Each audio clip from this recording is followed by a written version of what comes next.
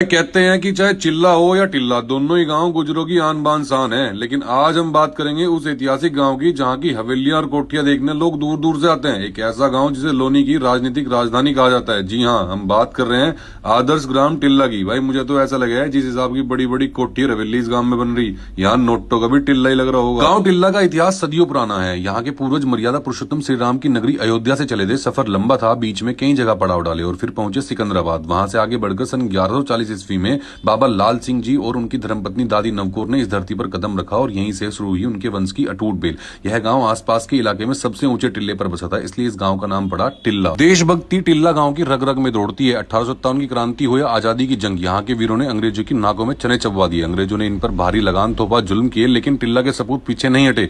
गांव में बनी अंग्रेजी कोठी जहां बड़े बड़े अधिकारी रुकते थे, आज उसे ढाकर एसडीएम आवास बनाया जा चुका है, जो यहाँ के बदलते रसूख की गवाही देता है। बलिदान की यह गाथा रुकी नहीं। 2001 में जब संसद में हमला हुआ, आतंकी हमला हुआ, तो उस मिट्टी के लाल शहीद देशराज मावी ने देश के लिए अपनी शहादत दी। आज गांव का शहीद देशराज मावी चौक उनकी वीरता की याद दिलाता है। और 1992 के कार सेवा आंदोलन में भी यहाँ के राम भक्तों ने अपना सर्वस्व अर्पण कर दिया। राजनीति में गांव टिल्ला का लोहा पूरा उत्तर प्रदेश मानता है। चौधरी चरण सिंह के दौर में यहाँ के चौधरी जाटपाल नेताजी लोकदल के राष्ट्रीय प्रवक्ता रहे, जिन्होंने अलग अलग विषयों में 5 बार डबल एमए किया था। उनके साथ बाबा धन्नू, बाबा नत्थी, बाबा मोहनवीर और बेगराज भगत जी भी उस दौर के उच्च शिक्षित डबल एमए विद्वान रहे हैं। सियासत की बात करें तो प्रधान टेकचंद जी ने 1998 में लोकसभा चुनाव लड़कर धमाका कर दिया। वे प्रदेश के इकलौते ऐसे नेता बने जिन्होंने बहन मायावती जी के साथ में मंच साझा किया। वहीं पवन मावी जिला पंचायत अध्यक्ष बनकर गांव का मान बढ़ा चुके हैं। प्रशासनिक सेवा में भी गांव पीछे नहीं रहा। किशन लाल जी जाटव समाज से स्कैग में सेवाएं दे चुके हैं, तो दयाराम जी एयरफोर्स से रिटायर हुए। वर्तमान में उमेश कुमार पंचायती राज विभाग में ऑडिटर के पद पर कार्यरत हैं और वर्तमान पार्षद के रूप में धर्मवती राजेंद्र प्रधान जाटव समाज से जनसेवा में जुटी हुई। मैदान चाहे कबड्डी का हो या कुश्ती का, टिल्ला हमेशा गोल्ड लाया है। गांव की बेटी बबीता मावी ने एशियन चैंपियनशिप में भारतीय महिला कबड्डी टीम की कप्तानी की और स्वर्ण पदक जीता। सुमित पहलवान प्रदेश केसरी और नीरज पहलवान नेशनल खिलाड़ी ने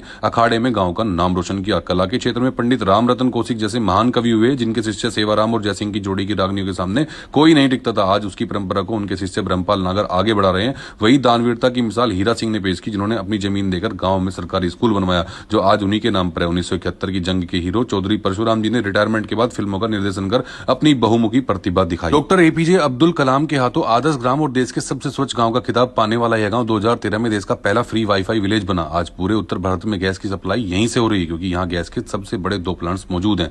दिल्ली से बिल्कुल सटे होने के कारण यहाँ बड़े बड़े मॉल्स और शॉपिंग कॉम्प्लेक्स की रौनक है। आजादी के बाद गांव की बागडोर बाबा लायक प्रधान ने संभाली थी और अंतिम प्रधान उनके पड़पोते राजेश प्रधान रहे, जिसके बाद यहाँ नगर पंचायत की शुरुआत हुई। टिल्ला गांव की सबसे बड़ी ताकत यहाँ का एच ग्रुप और आपसी भाईचारा है। मुझे टिल्ला गांव में आके बहुत अच्छा लगा। दोस्तों, आपका टिल्ला गांव से क्या संबंध है, कमेंट करना। अगला व्लॉग कहाँ का होना चाहिए बताना। पार्ट 2 के लिए जरूर कमेंट करना। मिलते हैं। हर हर महादेव, जय श्री।